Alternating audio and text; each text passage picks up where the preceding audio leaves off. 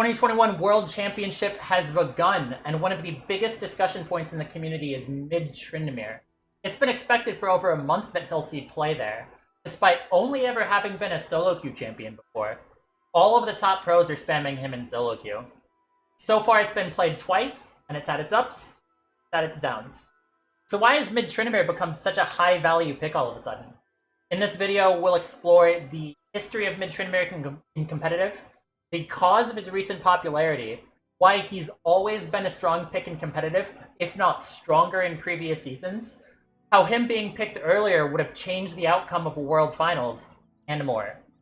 This is why Mid Tryndamere will dominate this World Championship, and how he won't. First off, let's talk about who I am and my credentials with Mid Tryndamere. I've been playing Mid Tryndamere since Season 7, having been high elo the entire time. I've been Challenger this season, and I have more experience, more games on Mid Tryndamere than anybody in the world. I've gone through every meta, I've gone through every single possible iteration of Mid Tryndamere that you could possibly have.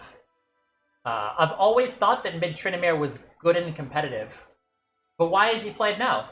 Many people are taking credit. I could have possibly taken credit, but there's one answer. So this is me being Challenger. However, the cause of Mid Tryndamere is not me. The cause of Mid Tryndamere is this player, Zhao Hao, who is a Chinese streamer who plays on the Korean server. And he has just been the best Tryndamere player ever. And he's been at the top of the Korean ladder for years. In Season 8, when I first hit Masters, I copied a build of his, which was Stormrazor Shiv with Ghost and Teeth. He always has gone builds that are contrary to the standard Tryndamere builds. He popularized the common build in which you see Asian pros run, which is the Goredrinker build. And this has been a big reason why we see Tryndamere so much now. And the idea of this build is to push waves quickly, invade jungle, and stay alive longer without having to use ult. This build played mid, and Zhao Hao's absolute domination of the solo queue ladder is why this has been picked up. Many in the community see this as the reason why Mid Tryndamere is viable right now. But basically no Western Tryndamere thinks this build is good. Only Tryndamere player who sees this build as good in the West is Step1v9, who is a Challenger Tryndamere player. And he only primarily runs it top lane, and only situationally. While this build is what popularized Mid Tryndamere, every Western analyst that I've spoken to prefers a more crit-oriented build. They primarily voice concerns of lack of damage and carry potential, and that the extra survivability isn't really worth it. When Mid Tryndamere is going to fail, it's going to be off of the back of poor drafting and poor building. All of the Asian pros, such as Faker and Doinb, all exclusively use the Goredrinker build. So it must always be good though, right? Wrong. Just because pros are the best at the game doesn't mean that they're always the best at itemization. We've seen this time and time again over the seasons. LS has talked about how Leandri's is better than Morello's in previous seasons.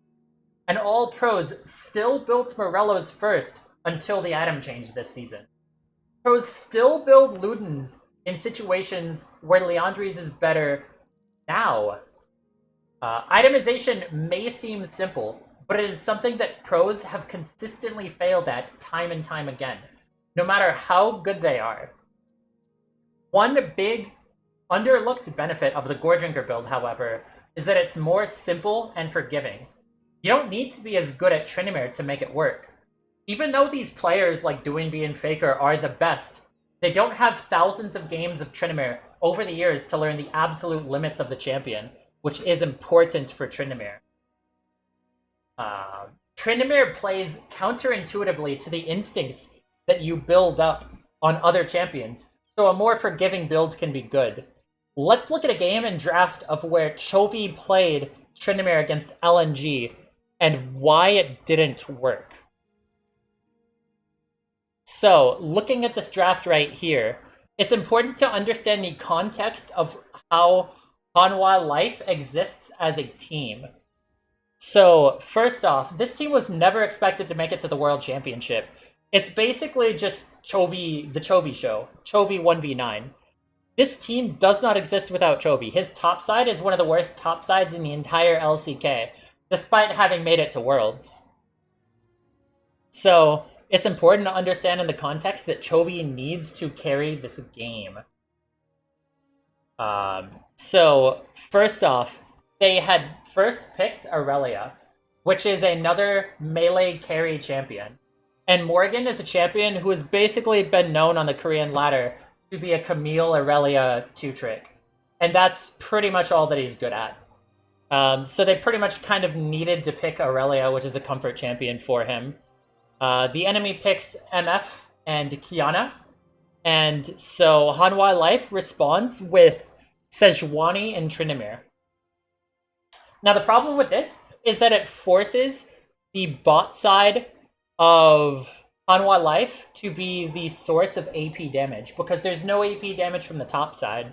So LNG counters the Aurelia late game by picking the Jax, and then they ban away the Ziggs, which prevents Hanwha Life from being able to have a viable bot lane champion to have the AP. So now, not only do Hanwha Life have a full AD topside, but they don't have any answer to having it in the bot side. So what Hanwha Life should have done is pick something like a Karthus here instead of the Sejuani. There's this idea that Sejuani can get a bunch of procs off of stuns, but that doesn't matter with how much it ruins the overall comp in general. You could have run Karthus here, and one of the biggest problems with Karthus in competitive play is that he requires priority from his lanes. But Aurelia beats Jax in the first 3 levels, and Tryndamere does have priority over pretty much any champion. So this would have been a perfect situation to play Karthus. And this was a terrible situation from the start of draft that was made even worse in-game, because Chovy went the Goredrinker build with Grasp. And the Goredrinker build is not a primary carry build. It's a build that gives you better survivability and is best used as a secondary carry role, where you are the person who is not the main source of damage, but you're kind of being the front line, the unkillable front line to help your entire team carry. And if you're Chovy, if you're the living lifeblood of Hanwha Life and the sole carry of them, you need to be playing a more aggressive build. Chovy ended up playing Grasp as well. And Grasp is a lane-dominant rune. And Chovy didn't play to dominate the lane.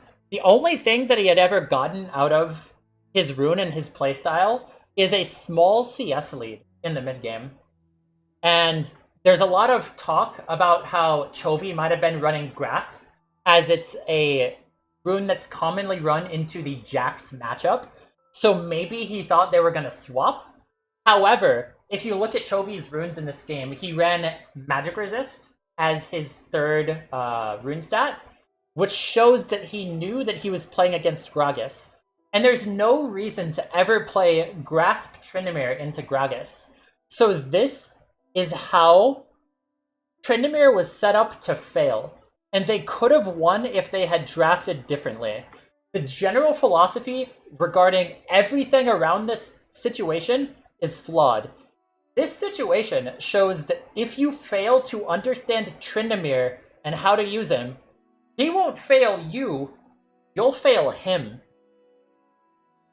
The C9 draft, in comparison, is a masterclass of how to use Tryndamere, and how we'll see him succeed both in the draft and in the game.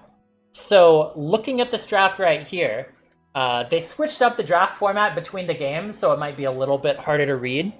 But first off, they picked Jarvan. And this may not seem like a big thing, but the best thing about Jarvan is that he can be flexed with both top and jungle. And they saved their mid and jungle pick, Tryndamere and Talia, for the last 2 picks. So this allowed Cloud9 to pivot to other drafts if they didn't think that Mid Tryndamere was going to be good in the situation. So they picked Jarvan, and then later in the ban phase, in the second bans, they banned Camille and Gwen, which forced Galatasaray to pick Jace as their top laner. And Jace is a good matchup for Jarvan, so it allows Jarvan to go top, and it also allows them to pick Tryndamere and Talia, which is an incredibly strong 2v2 mid-jungle combination.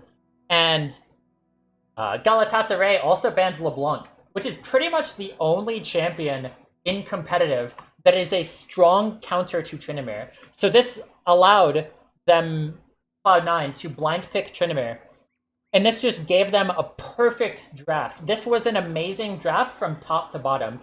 Everything they did in this draft was amazing. And then if you also look at what happened in the game, everything was just perfect. You even see Perks invading the enemy jungle level 2, which is a staple play of mine. And I may or may not have spoken with Cloud9 about how to properly utilize Tryndamere and how to make him work. You see him invading the jungle right here, taking 2 of the little wraiths. And what this does by taking the 2 little wraiths is it prevents a level spike from clearing the jungle, either preventing them from hitting level 3 or level 4. So this is a really good strategy that they're doing, and may or may not have been inspired by me and my play. I may or may not have also spoken to Cloud9 about the Sylas matchup in particular, and some things that I think about the Sylas matchup which they might have known is that you do see that Perks went the lethal tempo build with standard crit. And I think this is completely mandatory into this matchup, because you need to have the highest DPS build against Sylas, because you need to out-DPS his healing. If you try to take a Goredrinker build, or the Goredrinker Grasp build that Chovy did, into the Sylas matchup, you would not be having much success.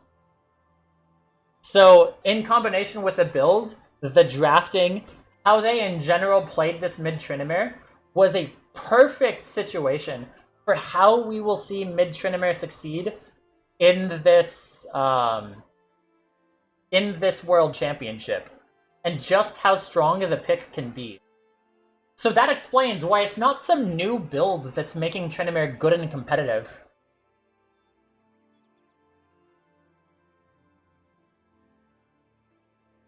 So what is? What is making Tryndamere good and competitive now? The answer is really simple. Tryndamere has always been amazing and competitive, and even stronger in previous seasons, but nobody picked him. This isn't uncommon for pros to refuse to play champions despite strength for several reasons. It could be that it's a boring champion, an old champion, a one-trick champion. A great example right now of pros refusing to play a strong champion is Soraka AD Carry. It's one of the most busted picks in the meta right now, but pros refuse to play it because it's an e-girl champion. Pros are not some special godlike beings who will play exactly what is best in every situation. They're just like you and me. They play what's fun and what they enjoy. We see Lee Sin constantly picked, even in metas where he's an absolute F-tier garbage champion, simply because he's fun. Tryndamere was better in previous seasons due to his crit rework, and also, most importantly, because of Tiamat. Tiamat allowed Tryndamere to instantly push waves and take jungle camps in a fraction of a second. Tryndamere is not the same champion after this change. Tiamat was his bread and butter, and after this has gone, he is still strong, but not as strong as he could have been. And it's honestly just a tragedy that we didn't see Mid Tryndamere in competitive in his strongest state. So I will show you a situation in which picking Mid Tryndamere in the past would have changed the outcome of a World Championship. But first, let me explain the Malzahar matchup. This is by far the best matchup for Tryndamere and the worst matchup for Malzahar. Every aspect of Tryndamere counters every aspect of Malzahar. Your slow can take away Malzahar's spell shield for free just by hitting the slow. So he basically has no shield. His Voidlings get one shot by your spin and previously by his Tiamat, which also gives you free Fury, which gives you tons of sustain, and completely cuts his DPS by a very large amount. Malzahar's ult doesn't do anything against Tryndamere. Tryndamere can always dive Malzahar no matter what in any situation, because Tryndamere's ult is much longer than Malzahar, and he has to use it before you even pop your ult, so you'll have plenty of time to kill him afterwards. Everything about this matchup is incredibly Tryndamere skewed, and there's nothing that Malzahar can do in this matchup. There is probably no worse matchup in the entire game for any champion. So what situation is having a strong counterpick to Malzahar in the past of League of Legends important?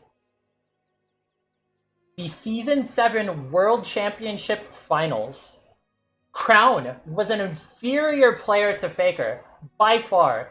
He's one of the worst players to ever win a World Championship before. And the only thing that he could play to counter Faker is blind picking Malzahar, which he played in 3 games. Faker tried to counter this with Cassiopeia, Ryze, and Karma mid, and none of these picks were even close to working. Largely, this World Championship was Faker carrying the corpse of SKT to the finals, and Crown picking Malzahar was effective in shutting down Faker. With how skewed this matchup is, this gets rid of the only strategy for Samsung Galaxy to shut down Faker. If you look at this draft right here, they're constantly blind picking Malzahar, and right here on R3, they could have just picked Tryndamere, and there's nothing that Samsung Galaxy could have done. The matchup is so skewed that it would have been just a completely free win if you look at the game. And the Season 7 meta was also a very Ardent-favored meta, which would have been even stronger for Tryndamere, because Ardent Sensor is an incredibly strong item to buff carry champions. So this would have been such an incredible matchup for Tryndamere and such a great time to pick him that would have changed the outcome of the Season 7 World Championship. Looking at this game, it's the exact same draft. You could have picked it in the exact same situation. Right here is another situation in which they just blind pick Malzahar. If they had picked Tryndamere, won a couple games, it would have completely destroyed the strategy that Samsung Galaxy had of countering Malzahar countering Faker with Malzahar. You also saw this in a different series of Malzahar being a pick that you can use to counter a player who's much better than you in the Season 9 MSI semifinals, with Jensen being put on Malzahar duty against Rookie. And Rookie is a much better player than Jensen, but him being put on Malzahar allowed him to stop Rookie from doing Rookie things, and allowed the biggest upset in the competitive League of Legends history to occur, with Team Liquid taking down the reigning world champions IG to win the to make it to the finals of MSI. And if Faker would have picked Mid Tryndamere right here, it would have made him a 4-time world champion off the back of Tryndamere mid. So that is why Tryndamere mid has always been strong and competitive. Don't think it's because of some kind of random cheese build. It's always been legit, and it will always continue to be legit. Thank you guys all for watching. Let me know what you think. I am going to be having a video of a VOD review of every single game of Mid Tryndamere being played in this World Championship. So look out for that. Let me know what you guys think. What's up with Mid Tryndamere? Do you think it was always going to be good and competitive? Thank you guys all for watching. See you guys in the next video. Have a wonderful day. Goodbye and good night.